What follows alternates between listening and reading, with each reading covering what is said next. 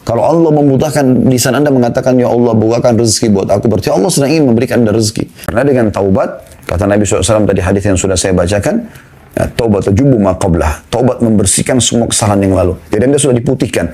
Pernah sudah diputihkan berarti fasilitas secara duniawi dari rezeki dan kebutuhan kita akan dikembalikan oleh Allah Subhanahu wa taala. Bahkan bisa ditambahkan. Apapun permasalahan Anda, saudaraku, saya ulangi lagi, permasalahan apapun yang sedang Anda hadapi, kecil ataupun besar di dunia ini, maka yang paling pertama, istighfar kepada Allah. Beristighfar. Dan istighfar ini memohon maaf kepada Allah. Ya. Kalau taubat, biasa kita gabungkan astagfirullah wa atubu ilaih. Artinya permohonan maaf kepada Allah dan mengikrarkan tidak akan mengulanginya. Taubat itu menyatakan tidak akan mengulangi. Seperti Anda sedang membuat permohonan maaf kepada pimpinan perusahaan Anda pada saat Anda melakukan satu pelanggaran.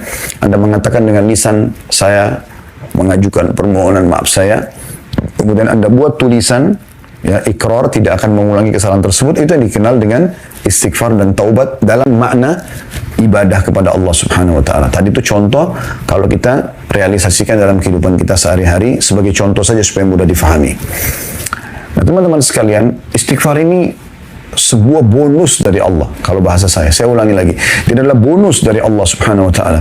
Bagaimana setiap orang di antara kita setelah melakukan sekian banyak pelanggaran dan tidak ada yang lebih mulia, yang lebih baik, yang lebih dermawan daripada Allah Subhanahu wa taala. Sekian banyak pun pelanggaran yang sudah kita lakukan, Allah akan maafkan selama kita mau kembali kepada Dia. Dan dalam banyak hadis Allah Subhanahu wa taala mengatakan, saya akan memaafkan wala ubali, dan saya tidak peduli. Allah tidak peduli dengan pelanggaran kita. Ya. Jadi harus ditekankan baik-baik masalah ini, teman-teman sekalian. Cukuplah yang sudah berlalu, berlalu.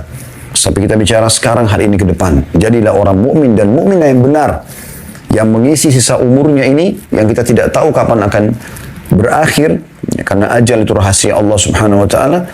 Kita isi dengan kebaikan-kebaikan, ketaatan-ketaatan. Ya. Dan ini adalah bonus yang luar biasa.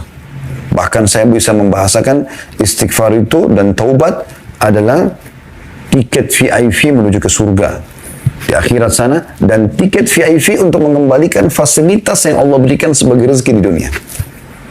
Ya, karena dengan taubat, kata Nabi SAW tadi hadis yang sudah saya bacakan, ya, taubat tajubu ma qablah. Taubat membersihkan semua kesalahan yang lalu. Jadi Anda sudah diputihkan. Pernah sudah diputihkan berarti fasilitas secara duniawi dari rezeki dan kebutuhan kita akan dikembalikan oleh Allah Subhanahu wa taala. Bahkan bisa ditambahkan karena kita lebih giat dalam patuh. Dan di akhirat pada saat meninggal, kita masuk ke dalam surga. Lalu kenapa teman-teman kita tidak berusaha selalu istighfar? Itulah judul kita. Berusaha senantiasa istighfar. Tidak ada ruginya beristighfar itu. Pernah satu kali Imam Ahmad rahimahullah, di masa akhir hidup beliau, tergerak hatinya untuk datang ke sebuah kota. Tapi beliau tidak tahu kenapa beliau ke sana gitu. Beliau datang, kemudian sampai ke kota itu, beliau tidak kenal orang-orang, maka beliau ke masjid, ikut sholat. Selepas sholat Isya di masjid tersebut, Imam Ahmad rahimahullah tidak dikenal oleh orang-orang di wilayah itu. Karena zaman dulu tidak ada foto kayak kita sekarang, ya, mudah dikenal. Oh, ini mukanya ustadz ini, kiai ini seperti ini, mudah dikenal. Kalau sekarang zaman dulu tidak bisa, kecuali orang bertemu langsung.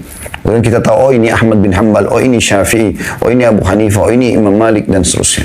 Ya. Maka marbot masjid datang, kemudian mengatakan kepada Imam Ahmad, sudah selesai sholat Isya, Anda harus keluar dari masjid. Kata Imam Ahmad, saya musafir, tidak ada kenalan di sini. Saya akan istirahat di masjid. Marbotnya dengan tegas mengatakan tidak bisa. Anda harus keluar dari masjid. Masjid akan dikunci. Gitu kan. Maka Imam Ahmad pun diusir dari masjid tersebut.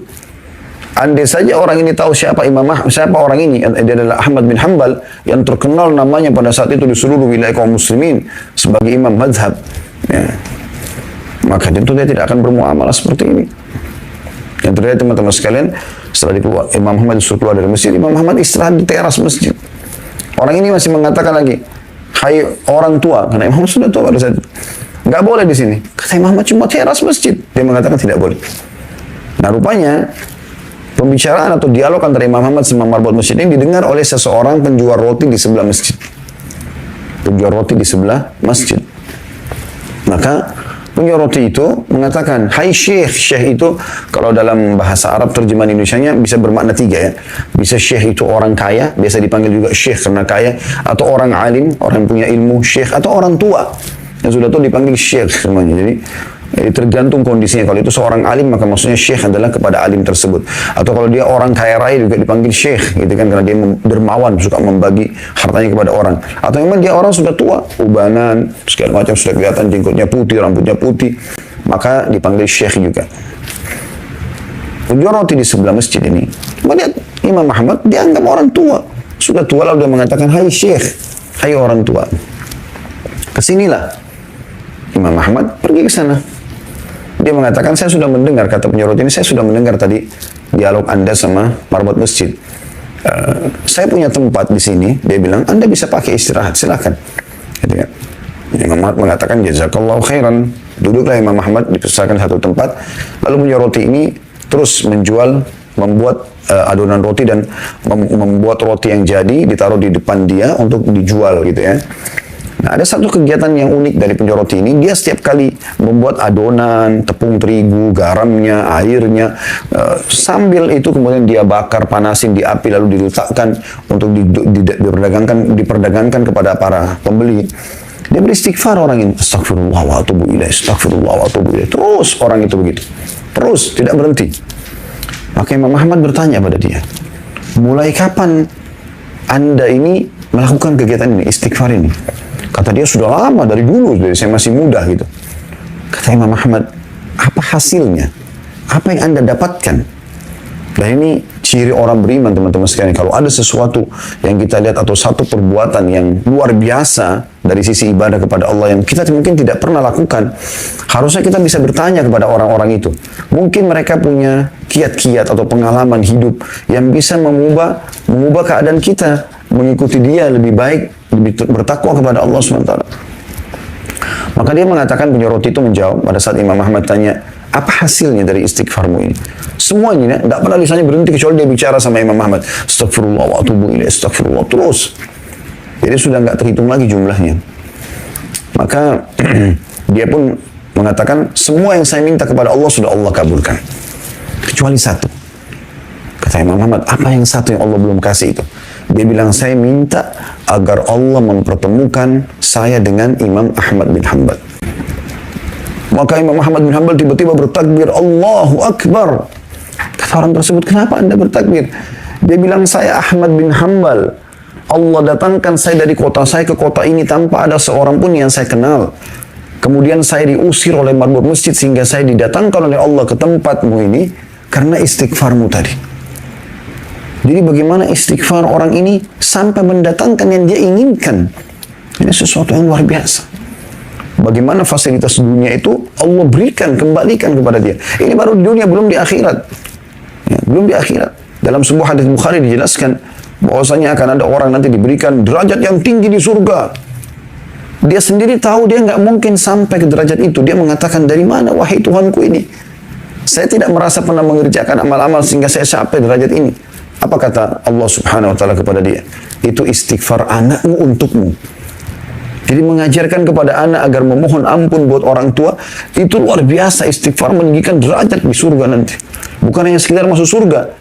Terus dengan istighfar yang ada, baik kita lakukannya atau kita orang lain yang memohon ampun kepada Allah untuk kita, maka akan sama hasilnya. Jadi teman-teman, luar biasa yang harus diperhatikan. Dalam pembukaan kita saya ingin coba mengangkat sebagian perkataan salaf sebelum kita baca bukunya ya, tentang masalah istighfar ini. Abu Musa al-Asy'ari radhiyallahu anhu, Abu Musa al-Asy'ari radhiyallahu anhu, sahabat Nabi yang mulia, berkata, dahulu kita memiliki dua penyelamat, ya, dua pelindung dari siksa Allah. Salah satunya telah pergi, yaitu keberadaan Rasulullah SAW. Selama Rasulullah ada, Allah tidak akan turunkan azabnya kepada umat ini. Dan Nabi SAW selalu dapat wahyu dari langit. Tapi Nabi SAW sekarang sudah meninggal. Dan tersisa satu di tengah-tengah kita, yaitu istighfar. Kalau istighfar juga sudah pergi, niscaya kita akan binasa. Ya? Ini statement yang luar biasa. Renungi teman-teman sekalian. Kata beliau, Dahulu kita memiliki dua penyelamat dari azab, atau kami memiliki dua penyelamat dari siksa Allah. Yang satu sudah pergi dan sisa yang satu lagi. Yang sudah pergi adalah keberadaan Rasulullah SAW dan tersisa adalah istighfar. Kalau dia pun pergi dari kita, maksudnya dari lisan kita, ya, maka kita pun akan binasa. Rabi' bin Husaim rahimahullah, seorang ulama tabi'in masyhur dengan keimanannya, berkata, merendahlah kalian kepada Rabb kalian, berdoalah kepadanya di kala senggang, karena Allah SWT berfirman dalam hadis qudsi, man da'ani fir rakha'i ajabtuhu fis syiddah. Siapa yang berdoa kepadaku pada saat sedang lapang, lagi sehat badannya, lagi banyak hartanya, lagi harum namanya, ya, lagi baik hubungannya dengan istri dan anak-anaknya, hidup di lingkungan yang nyaman, kendaraan tunggangan yang nyaman, dia berdoa kepada Allah pada saat itu, maka Allah akan mengijabah permintaannya pada saat dia sedang sulit. Karena kan biasanya orang kalau lagi melimpah nikmat Allah, dia malah lalai, ya. Contoh misalnya teman-teman lagi rekreasi nih, ya, keluar kota dengan keluarga. Coba Anda perhatikan, biasanya kita lalai. Kita mendapatkan hotel bintang 5, pemandangan yang indah, udara yang segar, fasilitas yang luar biasa, memukau, memuaskan jiwa. Maka biasanya orang lalai, sholatnya telat, nggak lagi baca Quran, zikir pagi petangnya terbengkalai, ya. Sering nggak Anda lihat pada saat lagi liburan sekolah, biasanya sebelum masa pandemi, ya, kemana orang-orang tua baca anak-anaknya? Banyak mengajaknya ke kolam renang, di sana terbuka aurat, laki-laki dan perempuan. Ya. Laki-laki cuma pakai celana pendek, bahkan mirip seperti celana dalam, mohon maaf, perempuannya cuma pakai BH dan celana dalam. Dan disaksikan oleh anak-anaknya. Mereka pun dengan jilbab besarnya si ibu, ayahnya mungkin kelihatan ada simat atau tanda-tanda iltizam, ya, ketaatan kepada Allah dari pelihara jenggot, mungkin dia pakai baju koko, pakai kopiah, misal contoh, ya. Nah, ternyata dia ke sana dan pun mereka lihat, jadi lalai, gitu kan? Jadi lalai. Atau ke pinggir pantai, atau kemana saja, tempat-tempat kemaksiatan, atau ke luar negeri, ke negara-negara kafir, akhirnya terbengkalai, kan gitu. Makanya di saat-saat justru kita lagi puncak-puncaknya nikmat, ya, kita harus lebih kuat dalam beribadah. Harusnya pada saat kita ke puncak, ya, kalau mohon maaf teman-teman yang di luar dari Jabodetabek, mungkin yang belum pernah pun ke sini, puncak itu nama satu wilayah di Jawa Barat yang memang tempat rekreasi, biasanya orang pergi di weekend, ya, di Sabtu Ahad untuk rekreasi keluarga, banyak villa-villa yang disewakan. Mungkin di setiap kota Anda juga ada itulah, ya. Maka orang kadang-kadang pergi seperti ini, lalai mereka. Harusnya kita pada saat pergi seperti itu makin bagus sholat malamnya, di udara yang sejuk, di hotel bintang 5, di pemandangan yang indah, disuruh situ Anda berzikir, Anda bertafakur, duduk di teras hotel, Anda memikirkan penciptaan langit dan bumi. Harusnya seperti itu, ya. Bukan malah lalai, bukan malah melakukan kemaksiatan kepada Allah SWT. Nah, ini kata kunci, kalau orang mengingat Allah, berdoa kepada Allah di saat dia sedang senang, malah dia makin giat beribadah, maka Allah akan mengijabah permohonan dia di saat dia lagi susah, ya. Wa man sa'alani a'taituhu, lanjutan hadis. Dan siapa yang memohon kepadaku, kata Allah, aku akan berikan. Mungkin ada di antara Anda yang berkata, ada permintaan saya yang belum diterima, belum diberi oleh Allah, Ustaz. Maka saya jawab, mungkin. Tetapi mayoritas permintaan Anda sudah Allah kasih. Ada yang Allah tunda, mungkin karena permintaannya tidak wajar, atau dia minta sesuatu yang wajar tapi Allah ingin menguji keimanannya sehingga ditunda beberapa saat, tapi Allah akan ijabah. Contoh mayoritas permintaan kita sudah Allah kabulkan. Bukankah setiap hari kita lapar, teman-teman sekalian? Begitu kita lapar, di hati kita terbesit saja mau makan. Tiba-tiba kita dapat makanan tuh. Kalau tidak, kita nggak mungkin hidup sampai sekarang, kan? Bukankah tiap hari kita haus?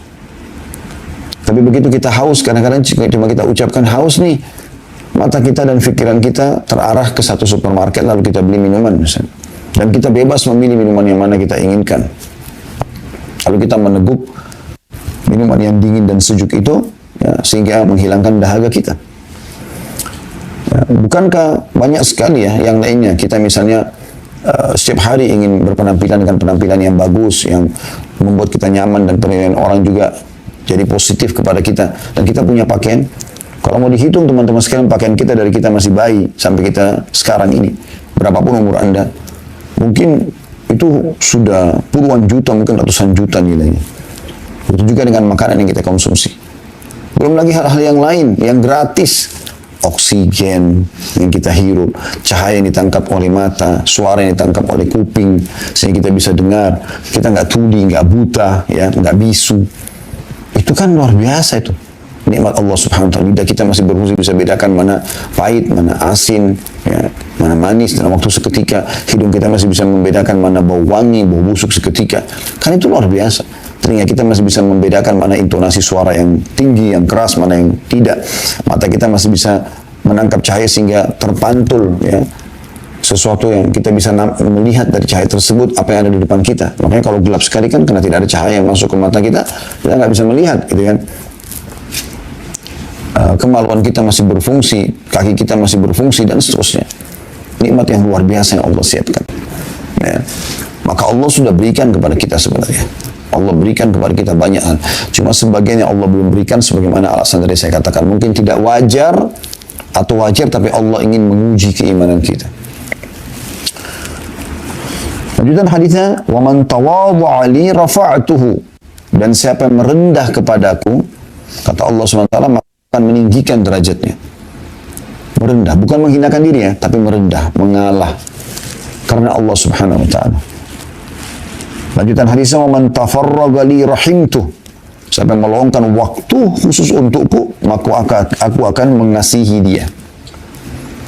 Khusus untuk ibadah kepada Allah SWT. Lagi ada waktu khusus berdoa, berzikir, sholat, puasa, baca Quran, dan seterusnya.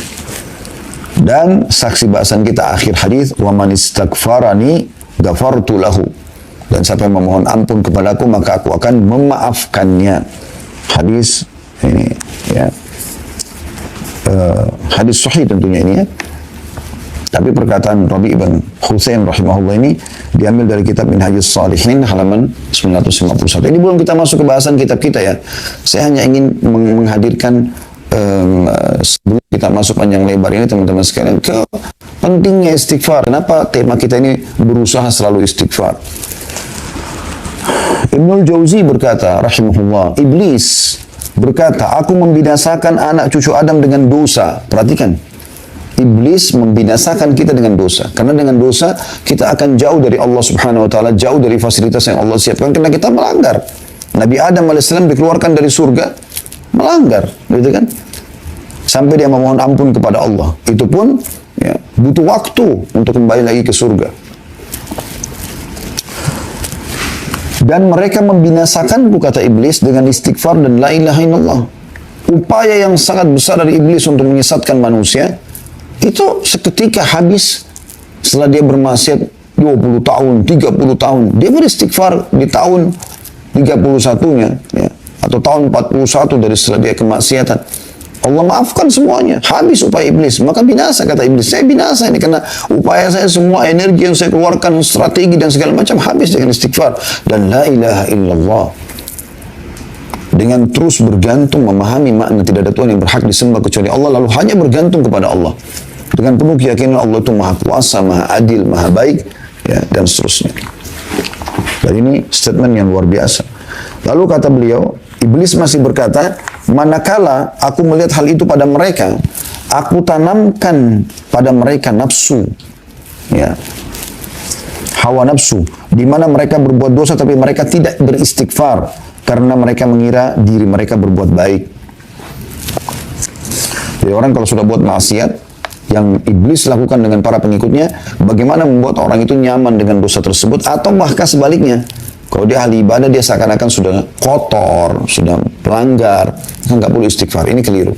Di poin ini penting teman-teman sekalian. Setiap Anda mulai mau terjerumus dalam kemaksiatan, ingat Allah SWT. Dan kalau ada peringatan dalam hati, khawatir dan segala macam, berhenti. Jangan lagi melakukannya. Lari kepada ketaatan kepada Allah SWT. Anda yang bisa menyelamatkan diri Anda sendiri. Allah mengatakan dalam Al-Quran, A'udzubillahi minasyaitonir rajim, Innallaha la yughayyiru ma biqaumin hatta yughayyiru ma bi anfusihim.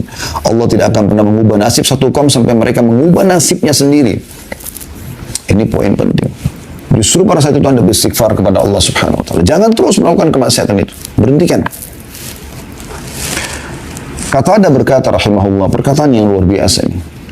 Dia mengatakan, Al-Quran menunjuki kalian penyakit dan obat penyembuh kalian. Al-Quran menunjukkan kepada kalian tentang penyakit yang berbahaya buat kalian. Dan ada penawarnya, ada obatnya. Penyakit kalian adalah dosa. Penyakit kalian adalah dosa. Nah, kita harus paham, jadi dosa itu penyakit, racun. Berbahaya buat kita. Dosa itu untuk dipelajari dan ditinggalkan. Amal soleh dipelajari itu diamalkan. Dan obat penyembuh kalian dari dosa tersebut adalah istighfar. Adalah istighfar. Ali radhiyallahu anhu berkata, statement yang menarik sekali dari beliau, sahabat Nabi yang mulia. Yang aneh adalah orang binasa padahal keselamatan bersamanya. Orang tertahan fasilitas dunianya, penyakitnya nggak sembuh-sembuh, nggak dapat jodoh, nggak bisa maju-maju usahanya dan segala macam hal. Yang aneh adalah orang binasa padahal keselamatan ada bersamanya. Di akhirat juga dia masuk neraka. Maka beliau ditanya, apa keselamatan Anda maksudkan? Kata Ali radhiyallahu anhu, istighfar. Memohon ampun kepada Allah.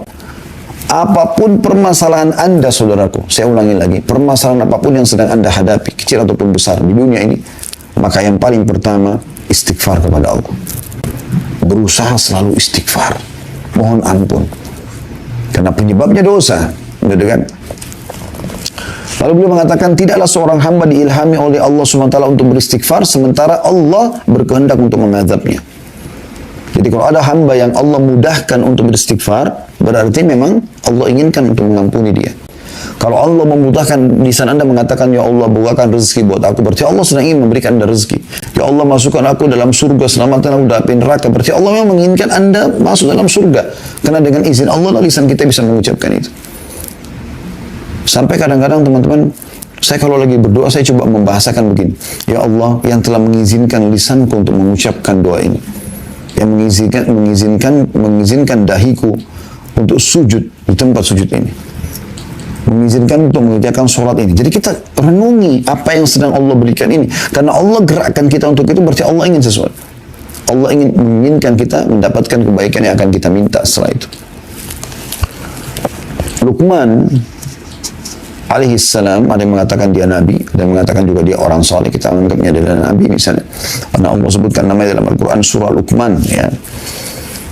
Dia pernah berwasiat kepada anaknya, wahai anakku, Allah memiliki beberapa waktu tidak ditolak orang yang meminta pada waktu itu. Seperti antara azan dan iqamah, seperti sepertiga malam, yang Anda sudah tahu pada saat hujan turun, ya, doa orang tua pada anaknya dan seterusnya. Maka perbanyaklah istighfar. Perhatikan di sini, wasiat Luqman alaihissalam bukan perbanyaklah permintaanmu, ya. Tapi dia mengatakan perbanyaklah istighfar. Karena dengan istighfar ini, permohonan maaf, Allah akan berikan semuanya. Perhatikan waktu Nabi Adam alaihissalam melakukan pelanggaran, makan pohon dari pohon yang Allah larang. Apa yang terjadi? Apakah Nabi Adam mengatakan, Ya Allah, kembalikan aku ke surgamu?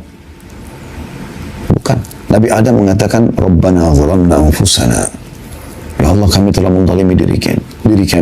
Wa in lam taghfir lana wa tarhamna lanakunanna minal khasirin. Kalau engkau tidak memaafkan kami, mengasihi kami, maka kami termasuk orang-orang yang rugi. Karena Nabi Adam alaihissalam sangat faham dengan memohon ampun kepada Allah akan kembali fasilitas tersebut. Ya, seperti itu. Aisyah berkata, radhiyallahu anha, ummul mukminin, Tuba ini sebuah tempat di surga, ya, pohon di surga, itu sebuah pohon di surga. Tuba bagi orang yang mendapatkan banyak istighfar dalam buku catatan amalnya. Kemudian Abu Minhal rahimahullah berkata, tidaklah seorang hamba didampingi dalam kuburnya oleh pendamping yang lebih dia cintai daripada istighfar. Kalau Anda mau pendamping yang paling Anda suka di kuburan, yang Anda merasa tentram dengannya, karena memang dalam sebuah hadits Bukhari dijelaskan, seseorang itu akan ditemani oleh amalnya. Amal soleh itu akan berbentuk seperti makhluk. Kalau dia amal soleh, seperti bentuk makhluk yang tampan, yang wangi, yang bercahaya. Dan dia kagum jenazah ini karena berada di sebelah amal itu. Dan kalau orang naudzubillah meninggal, semoga Allah selamatkan kita dan memaafkan kalaupun kita punya kesalahan masa lalu. Dari perzinahan, dari minum khamar, dari narkotika, dari menipu orang, dari segala macam perbuatan buruk, maka akan berbentuk wujud. Ya. Bentuk wujud sosok yang menakutkan, yang mengeluarkan bau yang sangat busuk. Ya. Al-Hasan Basri berkata rahimahullah, seorang ulama tabi'in, renungi baik-baik semua nasihat yang mulia ini. Perbanyaklah istighfar di rumah-rumah kalian, di meja-meja kalian, di meja-meja makan kalian, di jalan-jalan kalian, di pasar-pasar kalian, di majelis-majelis kalian. Karena kalian tidak tahu kapan ampunan itu turun. Ya. Makanya di sini judul kita menarik sekali, berusahalah selalu istighfar. Ini Hasan Basri mengatakan, karena kalian tidak tahu kapan ampunan itu datang, dari istighfar yang mana. Seorang Badui berkata, siapa yang ingin menjadi tetangga kami di tanah kami, hendaklah memperbanyak istighfar. Karena istighfar adalah awan tebal yang mengandung air hujan. Jadi mereka memberikan syarat siapa mau jadi tetangganya, silakan, tapi perbanyak istighfar. Akhirnya jadilah engkau ahli ibadah yang dekat kepada Allah SWT. Karena tidak mungkin istighfar kecuali ahli ibadah. Gitu kan? Mereka tahu nilainya permohonan maaf kepada Allah itu. Karena itu akan mendatangkan hujan yang lebat bukan sebagai bencana, tapi maksudnya hujan lebat yang membuat tanah-tanah subur, hewan-hewan bisa hidup, manusia juga bisa hidup, sungai-sungai lautan bisa terlihat sebagai perhiasan di muka bumi dan bisa memenuhi kebutuhan manusia. Bakr bin Abdullah Al-Muzani rahimahullah berkata, kalian banyak berbuat dosa, maka perbanyaklah istighfar. Karena seseorang kalau menemukan istighfar dalam catatan amalnya pada setiap jarak 2 baris, dia akan senantiasa atau senang melihat tempat itu. Ini mirip sama judul kita ya, berusaha selalu beristighfar, senantiasa istighfar. Kata beliau, kalian banyak buat dosa. Bahkan kadang-kadang ada dosa yang tidak sengaja kita lakukan. Maka, apalagi yang kita sengaja ya. Maka beliau mengatakan, berbanyak istighfar. Karena kalau seseorang antara kalian menemukan nanti di setiap 2 baris dari buku catatan amalnya istighfar, dia akan senang itu. Karena buat dosa, istighfar. Ada dosa, ada istighfarnya. Gitu kan. Bahkan istighfar ini bisa memudahkan urusan teman-teman sekalian. Dinukil dari Imam Syafi'i rahimahullah. Beliau pernah diberikan atau sering diberikan tugas oleh gurunya Imam Waqi' rahimahullah. Dan selalu Imam Syafi'i lupa. Saya dikasih kesempatan tugas untuk menghafal, lupa. Maka beliau menyebutkan dalam syairnya masyhur, syakautu ila waqi'i su'a hifdhi. Aku mengeluhkan kepada Imam Waqi' tentang buruknya hafalanku. Fa'arsyadani ila tarkil ma'asi. Maka dia memerintahkan aku untuk atau menunjukiku untuk meninggalkan kemaksiatan. Wa akhbarani bi anna ilma nurun, dan dia memberitahukan kepadaku bahwasanya ilmu itu adalah cahaya, nurullahi la yu'ta li 'asi. Dan cahaya Allah tidak akan diberikan kepada ahli maksiat. Ibnu Taimiyah berkata rahimahullah, pikiranku terpaku pada sebuah masalah yang sulit bagiku. Maka aku beristighfar kepada Allah 1000 kali sampai dadaku dilapangkan dan masalah sulit terpecahkan. Aku kadang berada di pasar, di masjid atau di sekolah, tapi hal itu tidak menghalangiku dari zikir dan istighfar sampai aku meraih apa yang aku inginkan. Nah, itu kan luar biasa statement ini. Ini semua teman-teman statement yang menarik yang harusnya kita jadikan sebagai bahan renungan. Baik, saya akan mulai membaca teman-teman sekalian apa yang menjadi bahasan kita pada kesempatan ini di halaman 70 tentang berusahalah untuk senantiasa istighfar. Di antara yang disyariatkan dan dianjurkan Allah Subhanahu wa taala, kata penulis, kepada hambanya ialah senantiasa beristighfar kepadanya Azza wa Jal, maksudnya kepada Allah Subhanahu wa taala. Dan itu adalah petunjuk para nabi alaihi wassalatu wassalam. Allah SWT berfirman kepada Nabi Nuh AS dalam surah Nuh ayat 28. Allah perintahkan para nabinya beristighfar. Para nabi itu maksum. Nabi itu dimaafkan kesalahannya. Tapi perhatikan apa Allah anjurkan kepada mereka. Manusia-manusia terbaik yang Allah pilih sebagai utusannya. A'udzu billahi minasyaitonir rajim, surah Nuh ayat 28. Rabbighfirli wa liwalidayya wa liman dakhala baitiya mu'minan walil mu'minina wal mu'minati wa la tazididz zalimina illa tabara. Wahai Tuhanku, ampunilah aku, ibu bapakku, dan siapapun yang memasuki rumahku dengan beriman, dan semua orang yang beriman, laki-laki dan perempuan. Dan janganlah engkau tambahkan bagi orang-orang yang zalim itu selain kehancuran. Ketika beliau memohon kepada Allah agar menyelamatkan putranya, maka beliau menilai permintaan itu termasuk perkara yang mengharuskan beristighfar. Bahkan beliau khawatir tergolong dari orang-orang yang merugi. Jadi pada saat Nabi Nuh alaihissalam sudah naik di atas kapal dan semua pengikut yang beriman sudah naik, bahkan hewan-hewan dari setiap jenis betina jantan di bawah gitu kan. Maka Nabi Nuh melihat anaknya. Ya. Maka Nabi Nuh memanggil anaknya untuk naik, ayo naik. Tapi anaknya nolak, tidak mau. Tetap tidak mau. Dan dia mengatakan, saya akan pergi ke gunung yang tinggi untuk menyelamatkan diri. Nabi Nuh sudah bilang, tidak ada lagi yang bisa selamat dari siksa Allah pada hari ini. Tapi karena dia tidak mau, ya, maka tenggelamlah anaknya. Depan matanya dia lihat anaknya tenggelam, mati dalam keadaan kafir. Nabi Nuh sempat berkata, ya Allah, sungguhnya dia dari keluargaku. Dan janjimu adalah benar. Maka Allah menegur Nabi Nuh alaihissalam. Sungguhnya dia bukan lagi keluargamu, hai Nuh. Amalnya, perbuatannya bukan perbuatan yang baik. Lalu Allah mengatakan apa? Ya, aku tidak ingin kau termasuk orang-orang yang jahil, tidak mengerti. Aku sudah tentukan seperti ini, lalu kau cuma memprotesnya, tanda kutip ya. Walaupun Nabi Nuh alaihissalam sini bukan memprotes, tapi Nabi Nuh alaihissalam ya, prihatin sebagai ayah tentang anaknya gitu. Maka Nabi Nuh pun merasa bertakut kepada Allah.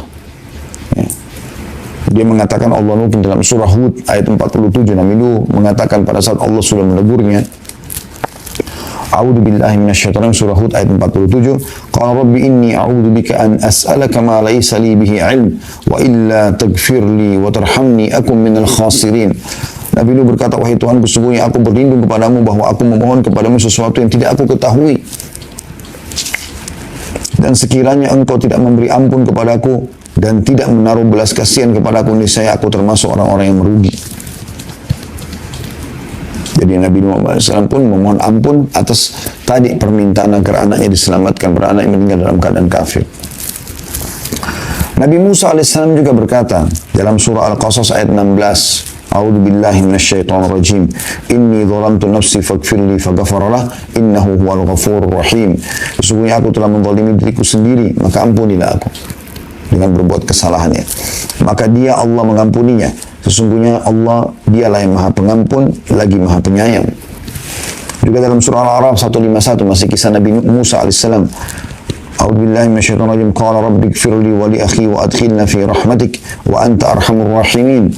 Dia Musa berkata, berdoa, wahai Tuhanku, ampunilah aku dan saudaraku, maksudnya Nabi Harun alaihi wassalatu wassalam, dan masukkanlah kami ke dalam rahmatmu, dan engkau adalah zat yang Maha Penyayang di antara para penyayang.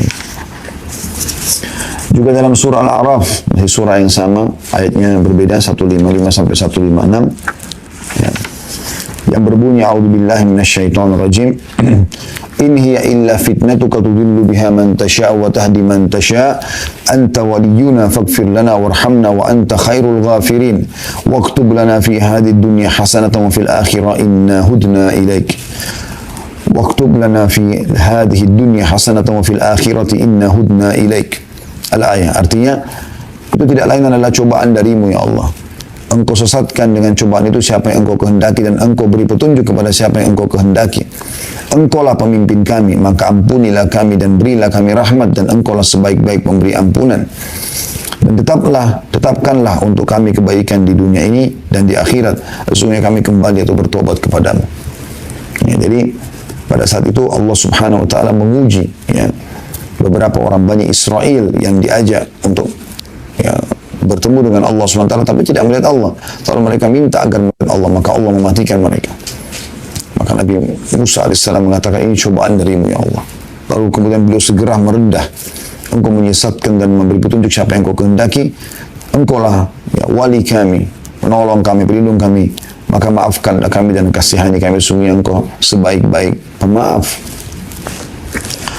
Nabi Ibrahim AS berkata sambil memohon ampunan Tuhannya dengan menyebutkan karuniahnya, N-nya besar, karuniahnya, maksudnya karunia Allah kepadanya, pada Nabi Ibrahim AS dalam surah Asy-Syu'ara ayat 78 sampai 82 yang berbunyi, A'udzubillahi minasyaitonir rajim, alladzi khalaqani fahuwa yahdin walladzi huwa yut'imuni wa yasqin wa idza maridtu fahuwa yashfin walladzi yumituni thumma yuhyin walladzi atma'u an yaghfira li khati'ati yaumaddin. Yang telah menciptakanku Allah. Ya. Maka dianya besar katakan, ya Allah yang memberikan petunjuk kepadaku, yang memberi makan dan minum kepadaku. Dan apabila aku sakit, dialah yang menyembuhkanku. Dan yang akan mematikanku, kemudian akan menghidupkanku kembali. Dan yang sangat kuinginkan akan mengampuni kesalahanku pada hari pembalasan nanti. Juga Nabi Ibrahim AS mengatakan dalam surah Ibrahim ayat 41, A'udzu billahi minasyaitonir rajim. Rabbana ighfir lana wa liwalidayya. Rabbana ighfir lana wa liwalidayya. Ya. Saya ulangi. Rabbana ighfirli wa liwalidayya wa lil mu'minina yauma yaqumul hisab. Ya. Wahai Tuhan kami, berilah ampun bagiku dan bagi kedua ibu bapakku dan bagi sekalian orang-orang mukmin pada hari terjadinya hisab nanti atau hari kiamat. Kata beliau, setiap muslim yang membaca ayat-ayat ini akan bertanya-tanya kesalahan apakah yang telah dilakukan oleh Khalilullah tersebut, Nabi Ibrahim AS, dan dosa-dosa apa yang dilakukan oleh para nabinya. Semoga salawat dan salam tercurah kepada mereka semua. Adapun Nabi kita, Nabi Muhammad SAW mempunyai perkara yang sangat agung dalam hubungannya dengan istighfar yang akan kita bicarakan nanti. Ya. Jadi artinya maksudnya para nabi-nabi tersebut, dosa apa yang mereka lakukan? Sampai mereka memohon-mohon ampun begini kepada Allah. Apalagi kita manusia biasa, yang bukan nabi, yang jelas-jelas melakukan kemaksiatan, gitu kan? Maka kita butuh istighfar, itu maksudnya. Ada sebuah subjudul di sini, situasi dan kondisi untuk istighfar. Istighfar adalah memohon ampun kepada Allah serta mengakui dosa dan kekurangan. Istighfar ini disyariatkan dalam situasi dan kondisi sebagai berikut. Yang pertama, ketika melakukan dosa, segera istighfar. Inilah saatnya yang paling penting. Ini berarti pengakuan terhadap dosa. Anda bertaubat atau kembali kepada Allah. Dan permohonan kepada Allah agar dianya besar katakan Allah, menghapuskan bekas dosa dan membersihkan kotorannya. Ketika Adam AS bermaksiat kepada Tuhannya, dia beserta istrinya mengatakan dalam surah Al-A'raf ayat 23, A'udzu billahi minasyaitonir rajim. Qala rabbana zalamna anfusana wa in lam taghfir lana wa tarhamna lanakunanna minal khasirin. Mereka berdua berkata, Adam dan Hawa alaihi wassalatu wassalam, wahai Tuhan kami tidak menganiaya diri kami sendiri. Kami telah menganiaya diri kami sendiri. Dan jika engkau tidak mengampuni kami dan memberikan rahmat kepada kami, niscaya kami benar-benar termasuk orang-orang yang merugi. Sudah kita jelaskan tadi ya, kenapa Nabi Adam AS mohon ampun seperti ini.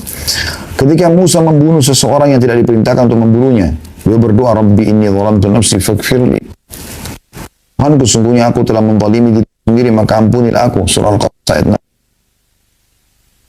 Ketika pergi dalam keadaan marah dan meninggalkan kaumnya, karena kaumnya di wilayah Nainawah, namanya di wilayah Irak, tidak mau beriman kepada dan masih menyembah patung-patung, ya, dewa-dewa dan seterusnya.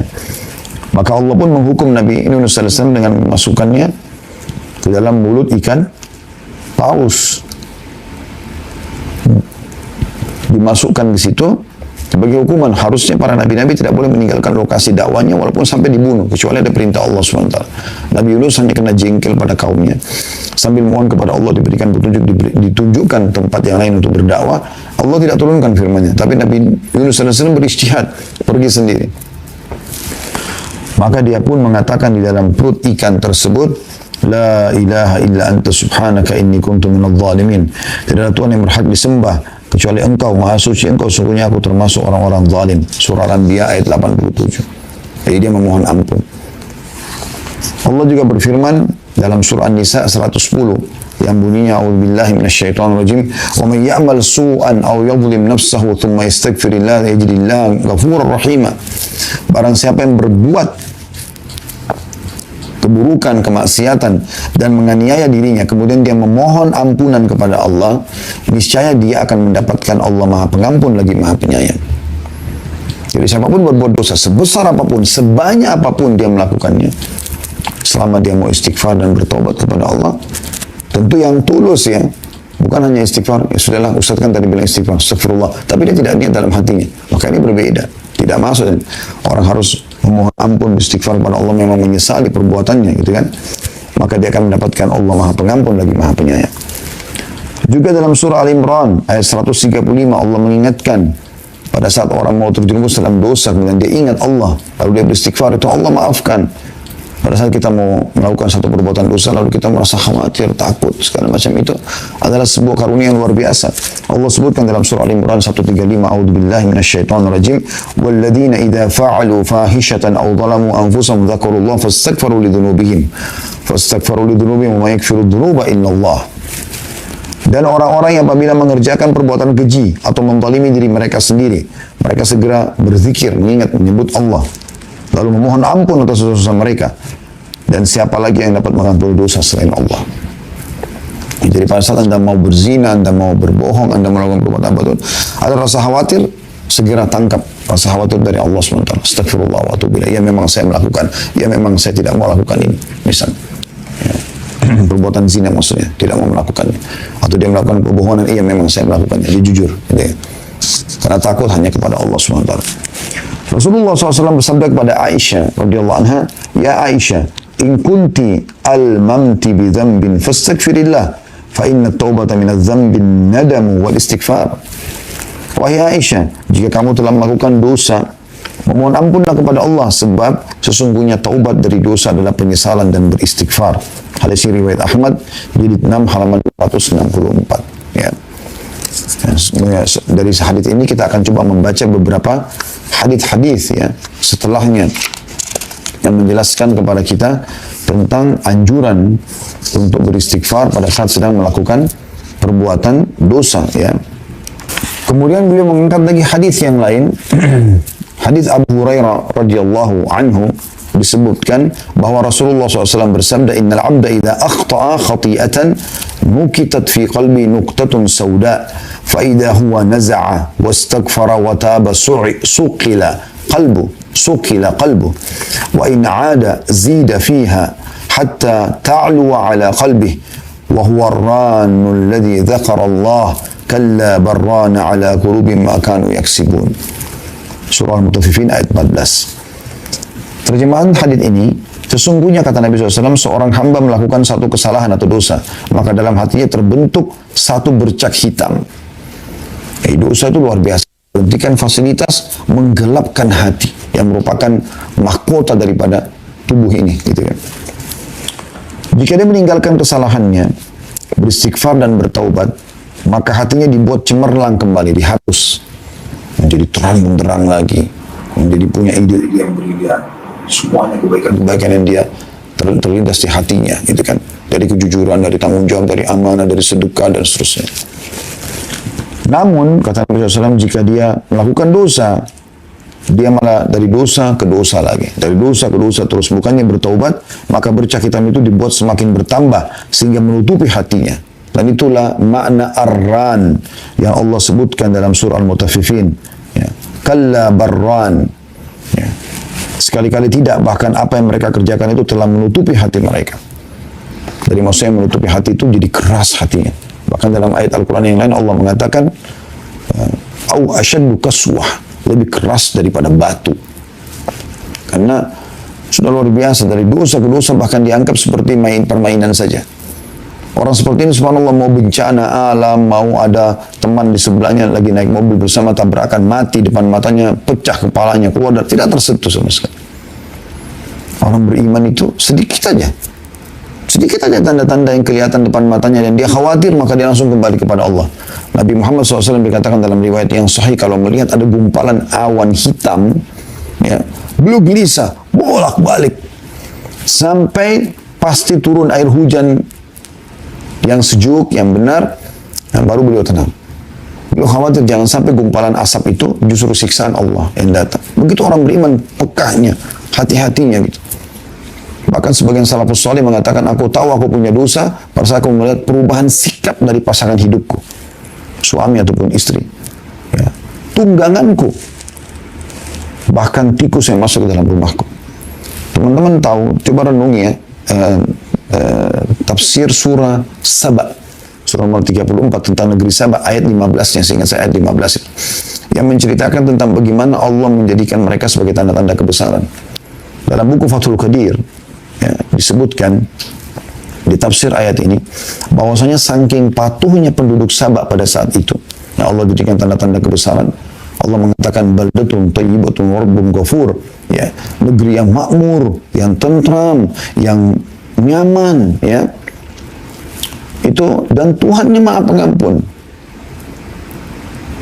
Dikatakan saking makmurnya pada saat itu mereka tidak punya hewan-hewan yang membahayakan buat mereka. Lalat, nyamuk, kutu, kalajengking dan lain-lainnya. Maka dinukil juga bahwasanya, ya, seorang wanita kalau mau manen buah, dia cuma menaruh keranjang di atas kepalanya, kemudian dia jalan di bawah pohon. Dia jalan di bawah pohon, maka buah-buah itu jatuh sendiri sampai memenuhi keranjangnya. Saking luar biasanya. Tapi setelah generasi-generasi yang datang ada yang kufur kepada Allah, mereka malah bermaksiat kepada Allah, Allah hilangkan semua itu. Allah hancurkan bendungan mereka namanya Saddul Ma'rib. Allah hancurkan sehingga berubahlah kebun-kebun yang tadinya buah-buahan, sayur-sayuran yang luar biasa, ya, nyamannya, itu menjadi dua perkebunan dari pohon-pohon cemara dan pohon-pohon sidir, ya, atau bidara yang berduri. Kemudian kata beliau dalam As-Sahihain lanjutannya dari hadis Abu Hurairah radhiyallahu anhu bahwasanya Nabi SAW bersabda, inna abdan asaba dhanban faqal rabbi adhnabtu faghfirli faqala rabbahu alima abdi anna lahu rabban yaghfiru dhanba wa ya'khudhu bih ghafartu li abdi thumma makatha ma syaa Allah thumma asaba dhanban faqala alima abdi anna lahu rabban yaghfiru dhanba ويأخذ به غفرت لعبدي ثم أصاب ذنبا فقال ربي أذنبت آخر فاغفر لي قال علم عبدي أن له ربا يغفر الذنب ويأخذ به قد غفرت لعبدي فاعمل ما شاء فليعمل ما شاء. Artinya sungguhnya seorang hamba melakukan dosa, maka dia berkata, wahai Tuhanku, aku telah melakukan satu dosa, maka ampunilah. Tuhannya berfirman, hambaku tahu bahwa dia mempunyai Tuhan yang mengampuni dosa dan menghukumnya karenanya. Maka, ya, Allah mengatakan, aku pun telah mengampuni hambaku ini. Kemudian berjalan waktu yang Allah tentukan untuk dia dari masa umurnya. Kemudian dia melakukan dosa lagi beberapa waktu tahun setelah itu. Beberapa waktu setelah itu dia melakukan dosa lagi. Lalu dia memohon, dia mengatakan lagi, wahai Tuhanku, aku telah melakukan dosa, memohon ampun kepada Allah. Lalu Allah mengatakan, hambaku mengetahui bahwasanya dia mempunyai Tuhan yang akan mengampuni dosanya. Maka aku telah mengampuni hambaku ini. Kemudian dia melakukan dosa kembali beberapa waktu setelah itu. Tanpa dia programkannya. Terulang aja dosa itu.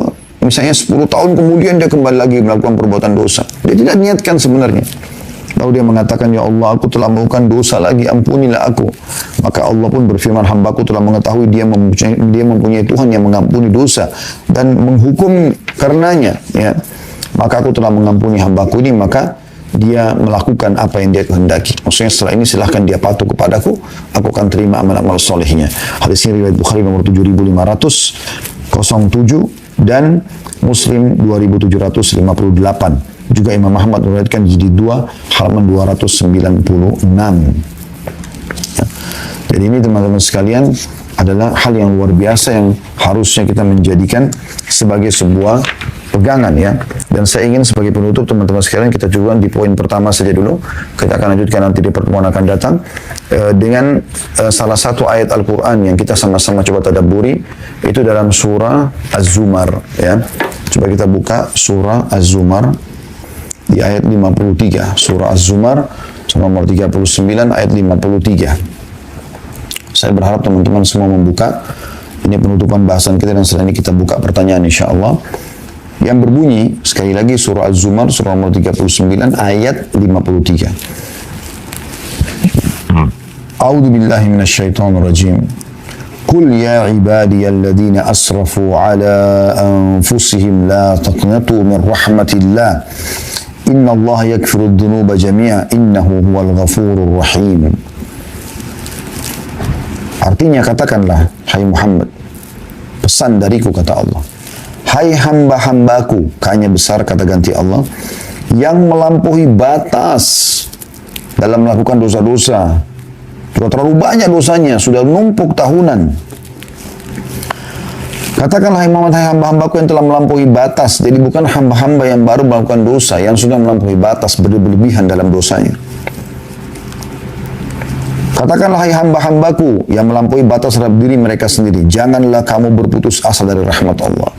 Yang mengatakan ini sang pencipta Allah. Khusus Allah berikan bagi hamba-hamba yang melampaui batas.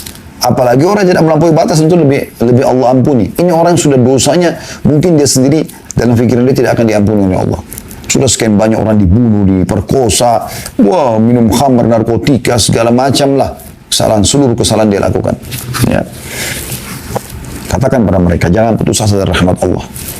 Sesungguhnya Allah mengampuni dosa-dosa semuanya. Sesungguhnya dialah yang maha pengampun lagi maha penyayang. Ini ayat yang luar biasa, ayat yang paling luar biasa yang Allah berikan bonus kepada kita tentang masalah pengampunan dosa.